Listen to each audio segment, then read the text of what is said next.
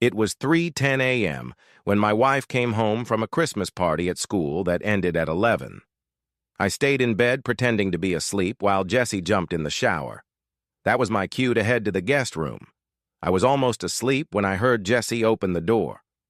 A few minutes later, I heard the door close. It was the first Christmas party we hadn't gone to together. Jessie made sure I knew I wasn't invited. At 5 in the morning, my alarm clock woke me up, and I got ready to leave my wife. My suitcases were already packed and in the trunk of my car. I checked my cell phone and, thanks to an app, discovered the text messages my wife and her lover had exchanged the night before. The last message was quite revealing. And that was the end of our 25-year marriage. After transferring the messages to my new phone and the cloud, I left my wedding ring and old cell phone on the kitchen table. It was time to start a new chapter in my life after almost 30 years with Jessie. On my way out, I went back and picked up my old cell phone. I needed to send a few more messages. I planned to send all the messages to our 3 children, but the last message seemed too cruel. Jessie had already completely distanced our children from us. All 3 chose colleges on the other side of the country and stayed there after graduation. As a psychologist, I recognized the signs of perimenopause, but there was nothing I could do about it. Jessie would fly off the handle when she thought I was analyzing her.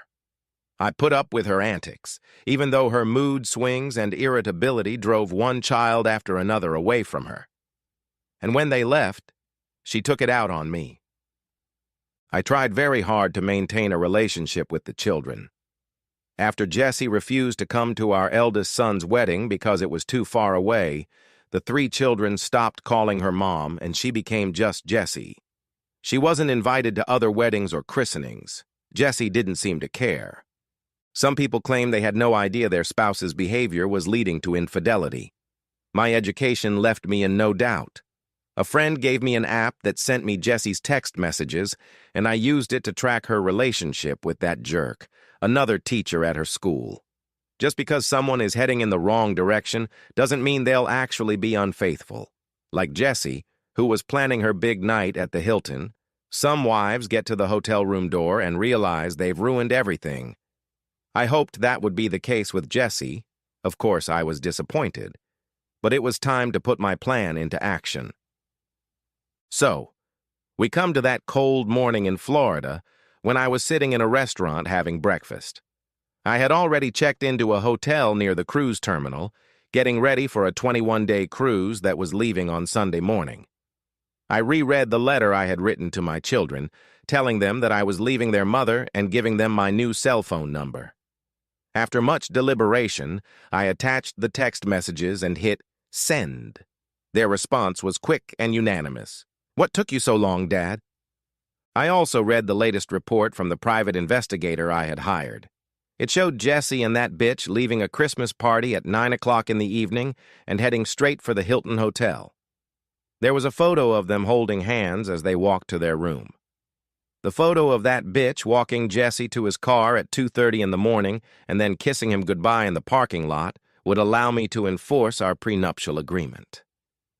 The private investigator's report was sent to my lawyer with instructions to serve Jessie with divorce papers on Monday when she returned from work. She was to vacate the apartment before I returned from my cruise. That freak was served with a restraining order. My lawyer also sent the private investigator's report to that freak's wife.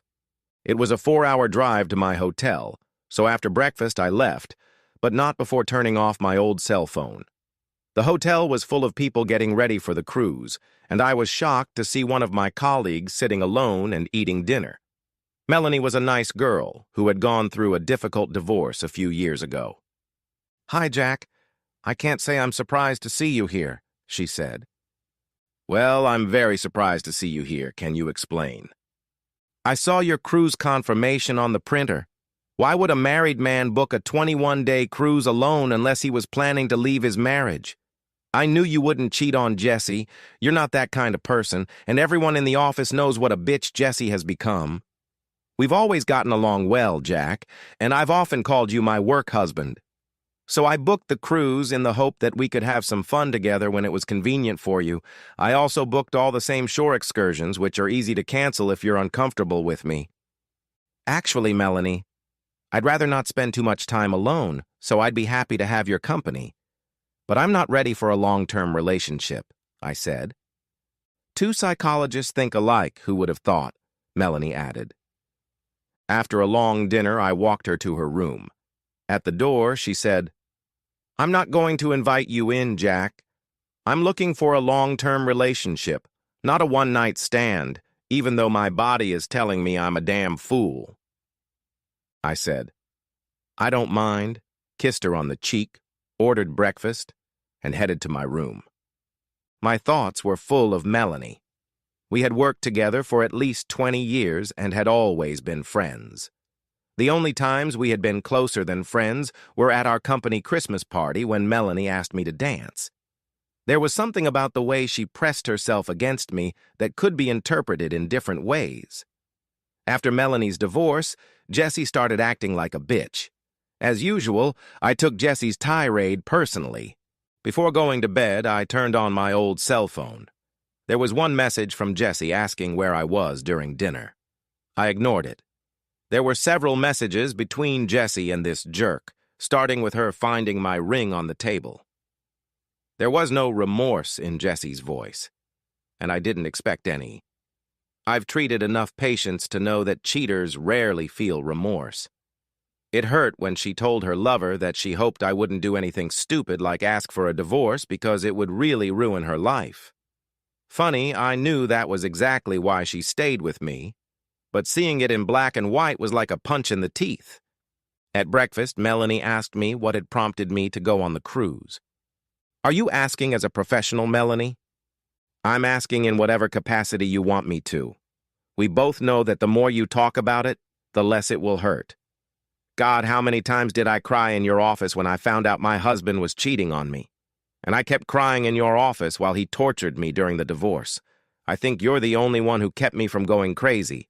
So come on, Jack. We had a little time before boarding the ship, and I told her the whole long story. I admit, at some points I had tears in my eyes, and I admit that after talking to Melanie, I felt better. Part of me didn't want our relationship with Melanie to turn into a patient-psychotherapist relationship, and I told her so. That's okay, Jack, because I won't let that happen. After boarding the ship, Melanie surprised me again when I found out that her cabin was next to mine. On the first night, we had dinner together and danced, and at the end of the evening, she kissed me on the cheek again. On Monday morning, we had breakfast together, and Melanie surprised me by joining me on the treadmills in the gym. I didn't know she ran, and she said running was the best advice I'd ever given her. We spent the rest of the day reading and talking in lounge chairs, enjoying the beautiful Caribbean weather. Over dinner, we discussed my expectations for Jessie's reaction when she received the bill. Thanks to the miracle of Elon Musk's satellite system, we were able to access everything through my phone. The first thing we read was a text message from my daughter. Jessie called me this afternoon and said I was a traitor, that I should have known you were divorcing her, and that as a woman I was obligated to tell her. Then she complained that you were overreacting to a little affair because your male ego was hurt. I told her that she had treated you like shit for the last 25 years, and that affair or no affair, you should have divorced her a long time ago. I added that my brothers and I were glad you were finally ending this sham marriage. I called her a flighty bitch and blocked her. There were several messages from Jessie. Are you done sulking, little fly? Call me so we can discuss your ridiculous demand for a divorce. The second message from Jessie read, You pathetic girl. Why did you send the private investigator's report to his wife? Do you want company in your misery? Call me. The third message was priceless. You blocked my credit cards, you bastard. I got my hair and nails done and had to pay with my debit card. How am I supposed to live without my credit cards? This has gone too far, and you better get your head out of your ass if you know what's good for you. The messages between this jerk and Jessie were interesting. At first, they discussed divorce papers and how she wouldn't be able to live on her salary. The jerk assured her that I loved her too much to divorce her and that he would be there to support her. Then his wife must have received the private investigator's report because his attitude changed. "You stupid bitch, you told me your husband was a weakling and that he would give in and accept our affair." He sent a copy of the private investigator's report to my wife, and I'm in deep shit. Don't call me, don't talk to me, and don't come near me at school. If your husband or my wife sends this report to the school board, we'll both be fired immediately. Good luck finding a lawyer when you're unemployed. I curse the day I met you. Melanie and I both felt sorry for Jesse. We both had a lot of experience with patients who didn't think through the consequences of their actions and were surprised when everything came crashing down on them. There was also a message from my lawyer saying that Jesse was refusing to divorce me and would do everything in his power to drag out the process until I changed my mind. I hadn't expected anything else. Melanie and I continued to enjoy our time together. Perhaps 21 days alone on a cruise wasn't the best idea because I would probably have spent too much time thinking about Jesse. Melanie was determined not to let that happen. We knew each other too well, and for the first time since my children had left for college, I had a running partner. On the 5th night, after dinner and dancing, I walked over to Melanie's cabin door to kiss her on the cheek. She turned her head and my kiss landed on her lips. The kiss turned into something more than just a goodnight kiss when she gently pushed me away. "I'm sorry, Jack. It was just a test. I couldn't help myself." "Did the test go well?" "Too well, Jack. Good night." Was I disappointed? Yes. Did I have a big smile on my face? Yes, I did.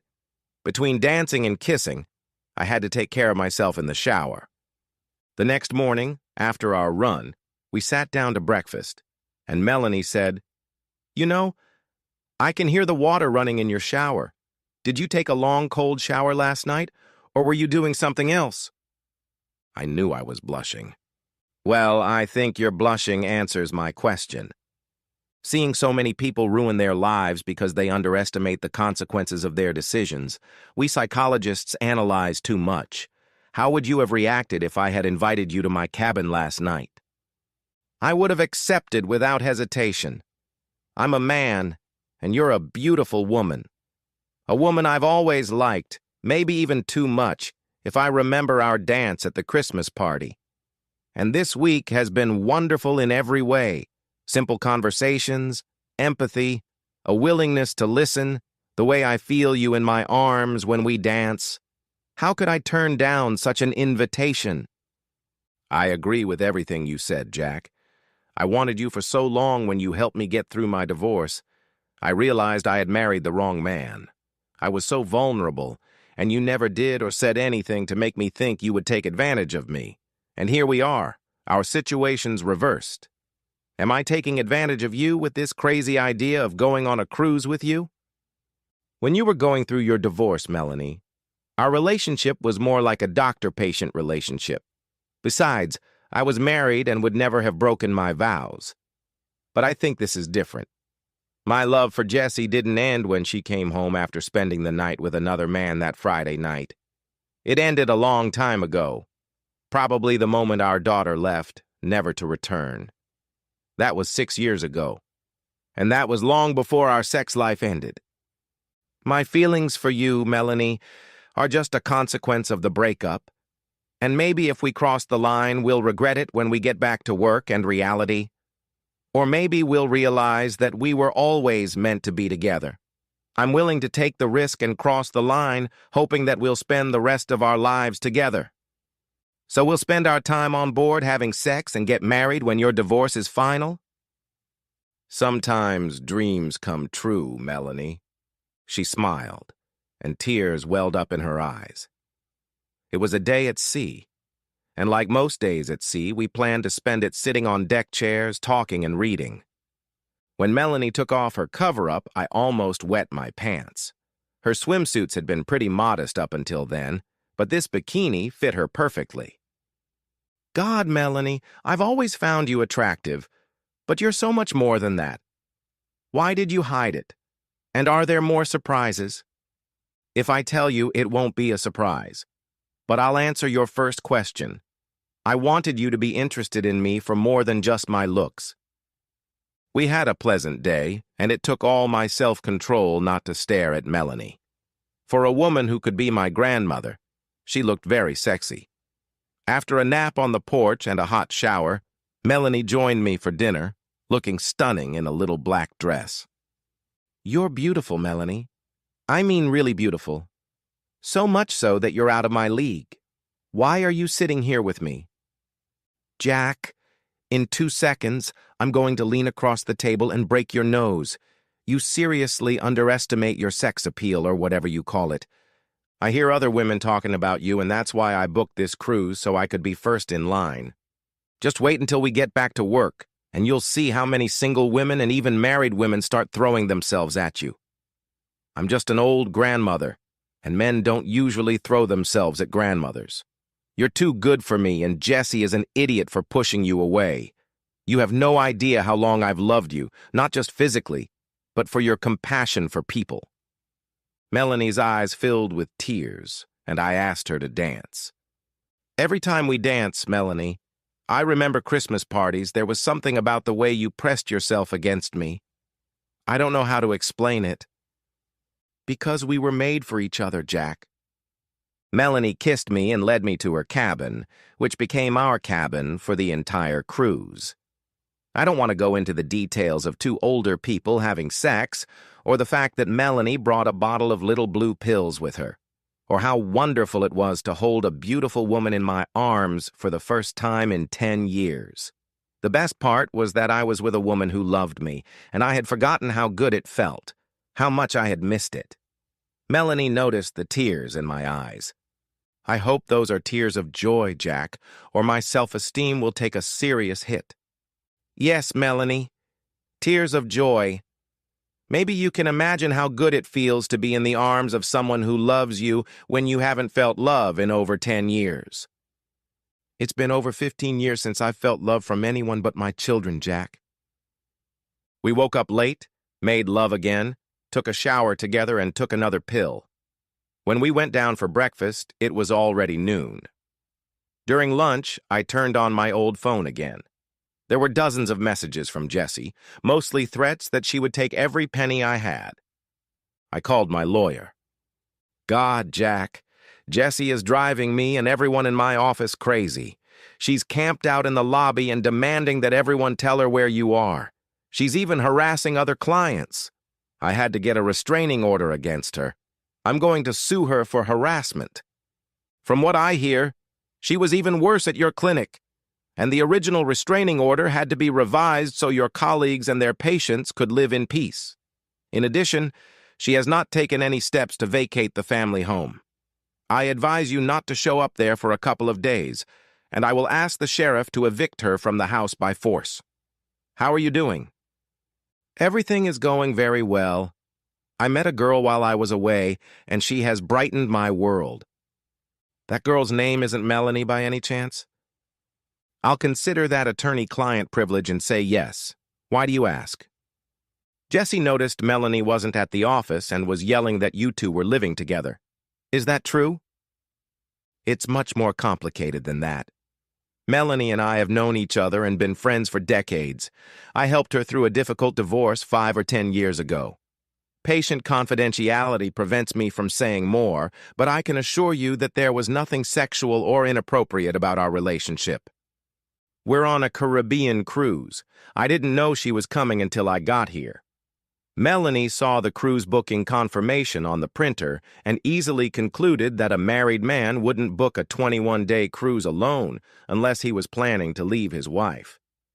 She felt she had to help me, so without telling me, she booked a cabin next to mine.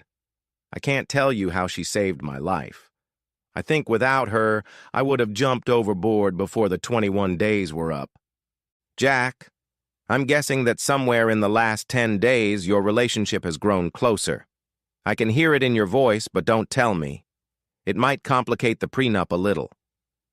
Let me ask you a completely hypothetical question. Jessie and that jerk are afraid that someone will pass the private investigator's report on to the school board. As much as I hate that jerk, I don't want his wife and kids to lose his income.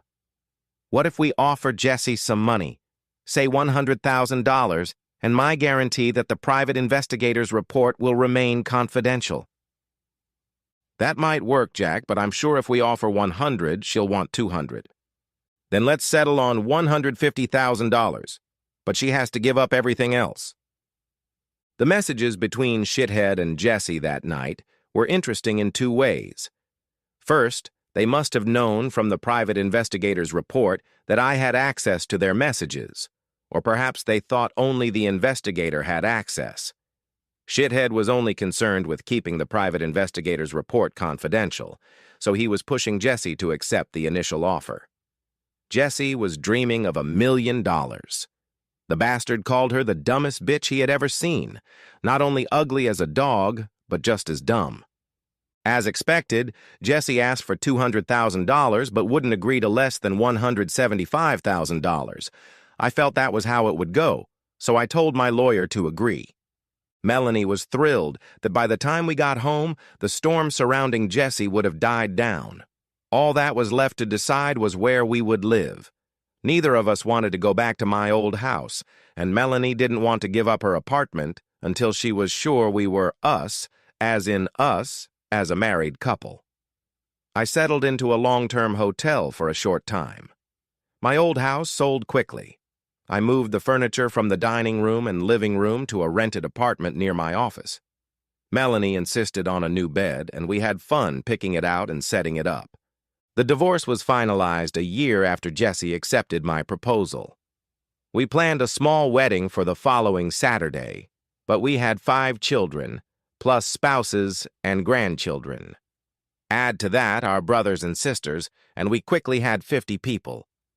Jessie showed up at the wedding but didn't come into the hall. She watched from the sidelines. I hadn't seen her in over a year. She had always struggled with her weight, losing it and gaining it back. Now she was very overweight, to the point where it was dangerous for her health. After many years of treating alcoholics, I was convinced she had a drinking problem. Her children ignored her, and her grandchildren didn't know who she was. In a memorable act of compassion, I watched as Melanie approached Jessie and greeted her. They chatted, and then Melanie took her by the hand and led her into the hall. She asked the waiters to set another place setting to her right, and they sat down together. Jessie was overwhelmed and smiled shyly at me as I sat down to Melanie's left. During dinner, Melanie brought her children over to Jessie one by one. Jessie couldn't hold back her tears as the children hugged her, and she saw her grandchildren for the first time. While I was dancing with Melanie, I told her what a wonderful woman she was. "You just realized that, Jack. By the way, I suggested that Jessie go to therapy." My wife is treating my ex-wife. Who would have thought?